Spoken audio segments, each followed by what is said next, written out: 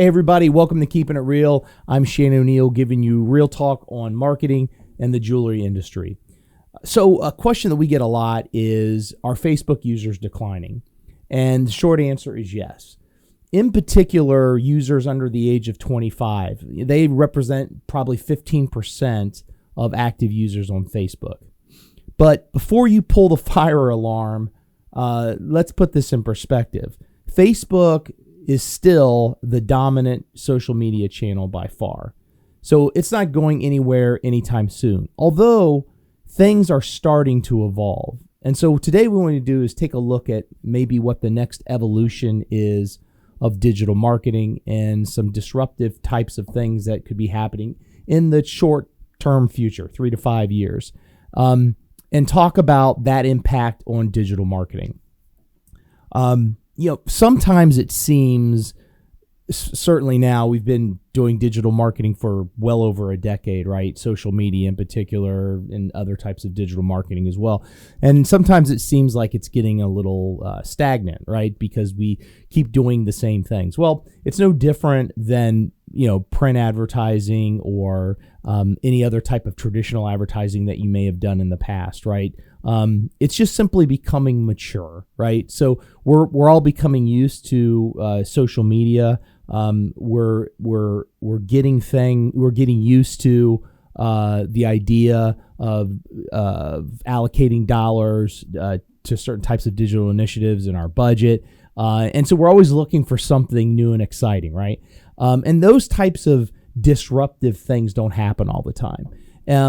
Sure. If we start looking at social media, we start looking at, online search and other types of paid opportunities, things evolve and they certainly change in different ways of advertising and different opportunities in terms of functionality and how you can reach individuals have changed and evolved with all the different platforms. And that's great. But there's small sort of macro changes that we're talking about, right? But when we're talking about truly disruptive advertising, I think there's two things that really could shake things up. One is the metaverse, which I've talked about quite a bit. And second is sort of next gen streaming advertising that's becoming available. So let's start off with the metaverse, right?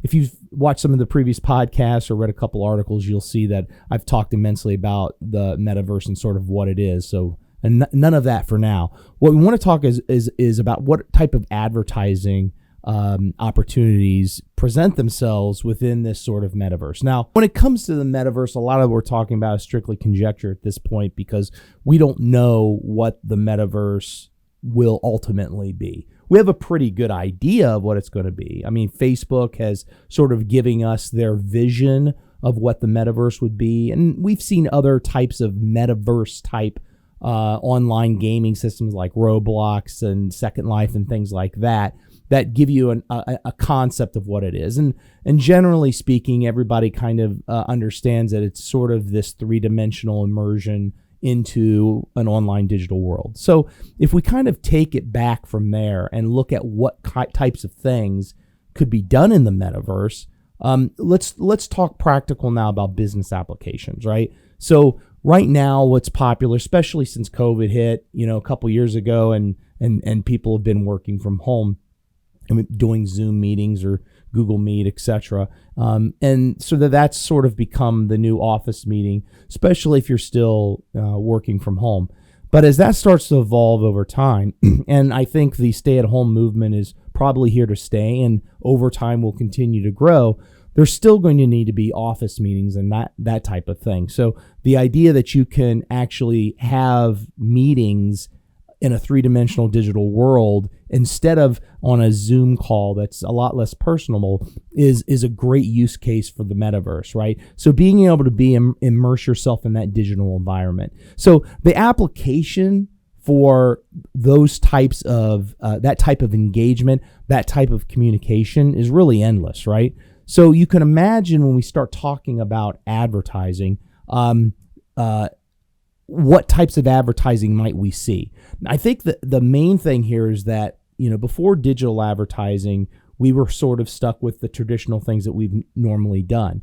When digital advertising started happening, obviously with the boom of the internet and smartphones and all these types of things, you started to create new experiences for people because their eyeballs were in different places, right? People started using search engines to find things instead of the yellow pages, that type of stuff, right? So it was a fundamental shift in how people engaged with information and communication.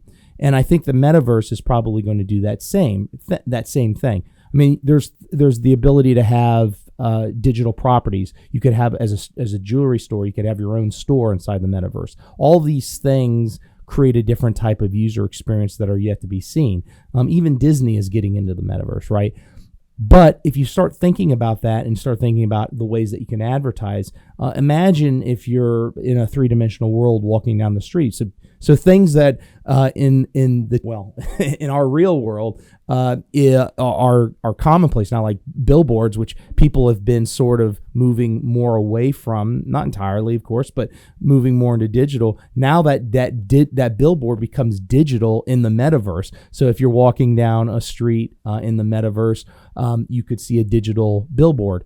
But the rules of the real world don't apply into a digital world. So other types of advertising might happen, right? If you're walking inside of a virtual world, and let's just say that there's a store, a jewelry store, your jewelry store around the corner, well, you may get a pop-up notification and see that, hey, so-and-so Jewelers is right around the corner. There's also other types of advertising that can be done inside of a 3D immersive world that you can imagine that people would be able to use. I mean, these obviously haven't developed. There are some advertising already inside of the metaverse, sort of pre-metaverse experiences that exist today, and so those are only going to grow over time, especially as people adapt for them. So things like pop-up notifications inside of the metaverse, actual visual advertising inside of the metaverse, all of these things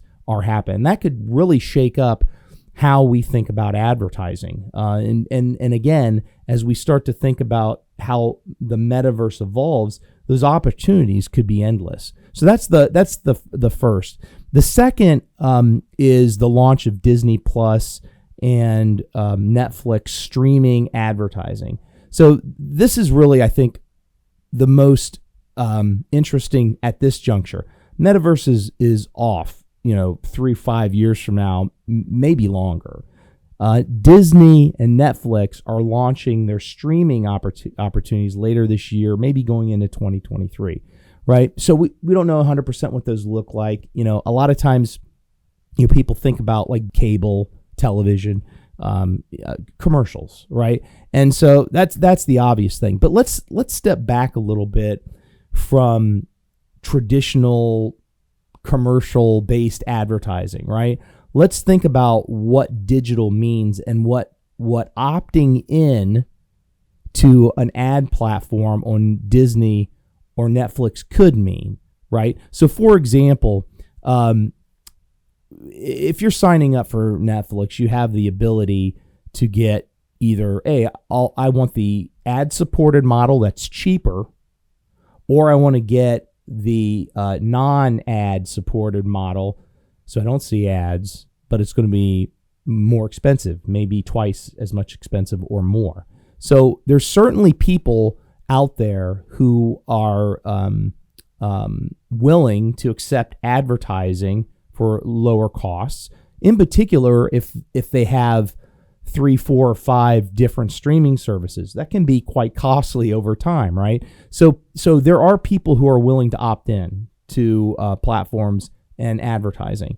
When you talk about Disney and you talk about Netflix, those are the two highest subscribed digital platforms, and they have the biggest retention rates of the platforms. And I think that's important, right? Keeping people on the platform as opposed to logging in, logging out, or canceling, renewing, etc., is important because that allows you to really start to build brand equity as a business inside of those advertising platforms. We don't know exactly what those ad sets are going to look like, but on the most base level, it can be your typical commercials that we're used to seeing, advertising, right? So, and that may be the case. But if you're signing up for a service and you have those two choices and you select the ad-supported model for the lower cost, that gives a great opportunity for Netflix or Hulu or Disney or any of the other streaming services that are going to accept advertising to really engage with the customer in a different way, right? So think about opting in to an ad platform. They know you're opting in. You know you're opting in.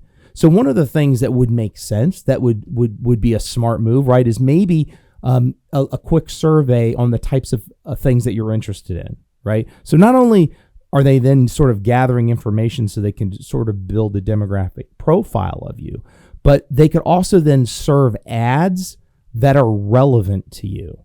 And the more relevant the ads are to you, the better ad recall and the better ROI that the business gets from the type of advertising on the platform. I think that's key. It's a big difference between the way that you do cable advertising now, which is an antiquated approach at best, to how they could do advertising on those platforms. Typically you buy cable based on the shows, based on the demographic profiles of the overall audience, and not down to the individual user. So it could be an interesting way to approach advertising by delivering ads that the user may actually want to watch. Now, as we start to kind of expand upon that concept, I think Prime is a good example. Amazon Prime. Right now, Amazon Prime, if you have Amazon Prime, you get the streaming service. Okay, and I don't know that will ever change. It could, it might. But one of the things that I think is a benefit from Amazon Prime versus other streaming services is the shopping component, right? So imagine, if you will, Prime. Now, Prime hasn't announced this yet. Amazon Prime hasn't announced this on their streaming service. It makes sense that they would eventually offer some type of streaming opportunity, ad-supported model, right?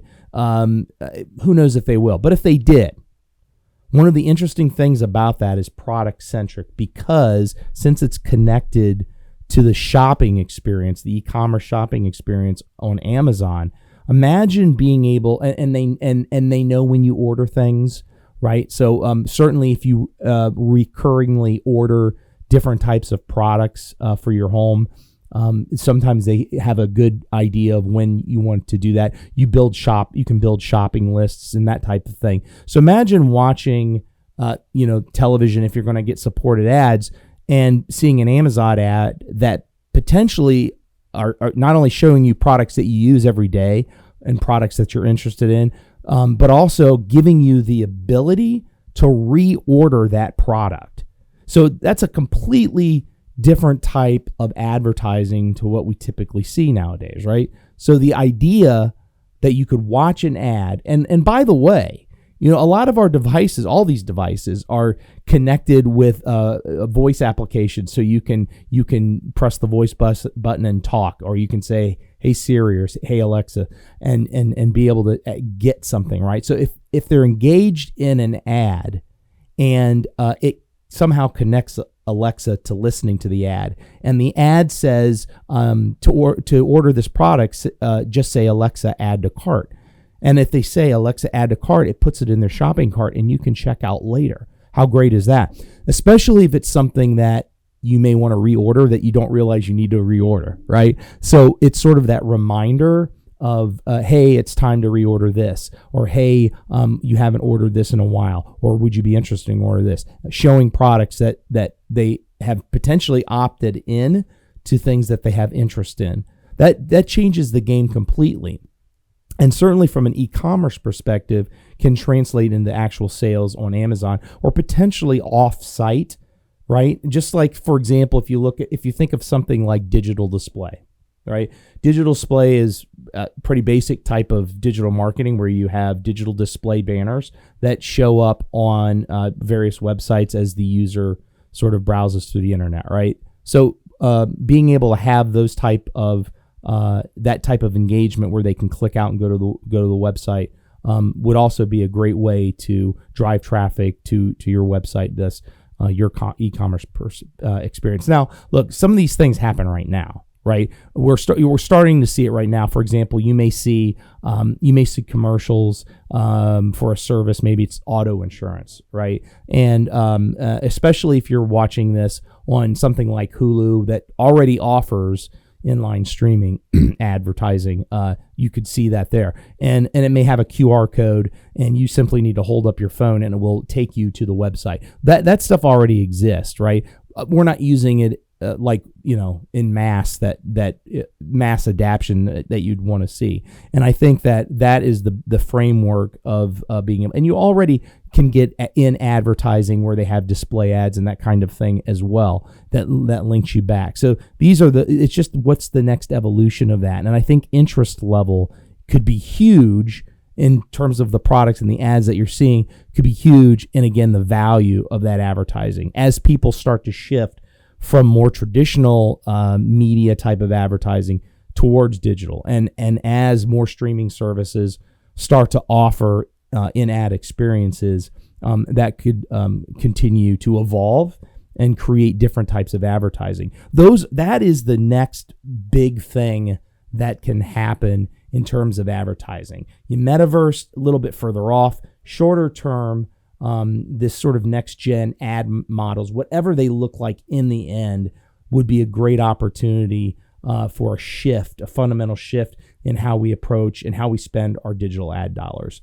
So next big things don't happen all that often. And remember, any paid media is really about eyeballs. And right now, those eyeballs are still using the quote unquote, same boring digital media that we've been using for the past decade. But the future may be coming, and when it does, we'll be ready to pivot. Thanks for joining. We'll see you next time on Keeping It Real.